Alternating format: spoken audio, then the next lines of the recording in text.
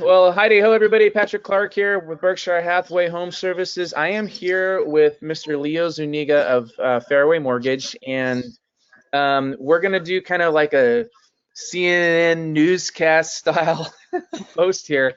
So just to start off, Leo is a loan officer with Fairway Mortgage, and he and I are in a networking group together called BNI. We're in a chapter called the Fanatics, and we work really hard on trying to be consummate givers. And Leo has certainly shown himself to be one of those. And I love being associated with people like you. It's just awesome. And so a lot of folks that this is going to go out to, at least on my sphere, are going to get to see somebody that I am proud to associate myself with. And I hope that they are able to come to you when all is said and done, and really let you be a great resource for them. So, Leo, we're going to get right into it. I gave you a list of questions kind of ahead of time so you can kind of knew what we were talking about. The first question is this. As you and I have talked over the last 2 weeks or so, we've seen a lot of volatility in mortgage rates. Can you give us a synopsis of the behavior, highs and lows, and then current market rates of today?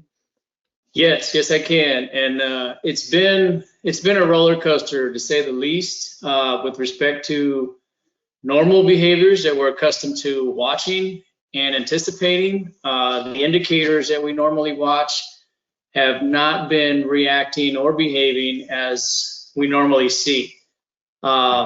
Just, for simple terms, the mortgage rates are tied to the bond market. Okay, and I know that everybody goes crazy and it's a frenzy when the Fed makes an announcement that they're going to be lowering the interest rate. Okay, I just want to point this out and make that this is clear for everyone that's watching this. When the Feds make those announcements or they implement those changes, they are affecting directly the federal funds rate. Okay, which to you and I as consumers means that it is affecting the rate that banks borrow against each other and overnight deposits on. It's not directly affecting mortgage rates, okay?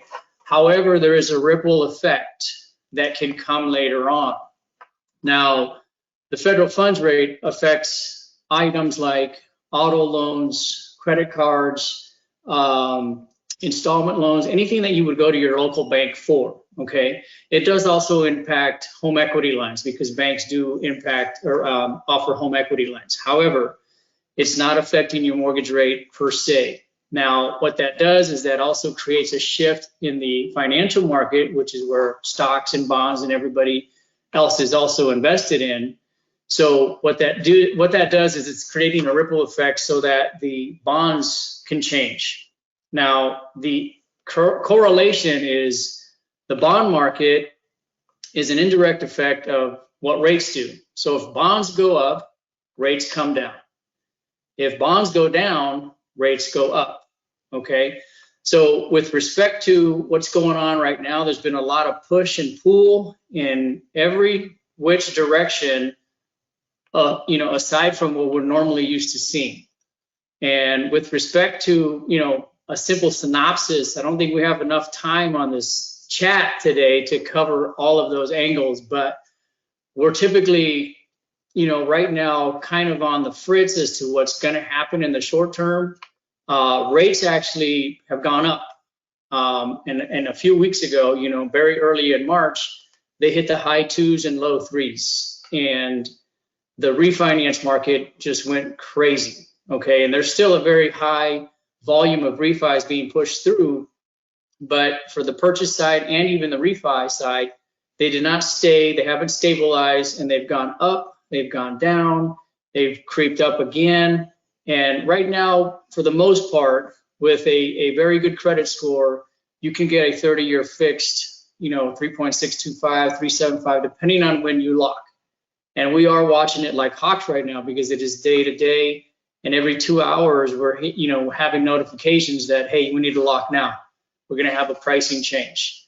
Or you might want to float for the next couple hours because this is going to come out.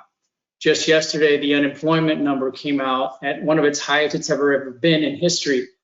3.3 million was the unemployment data that came out, which has affected the markets greatly, and we're seeing a lot of uncertainty. We're not real sure how to take it.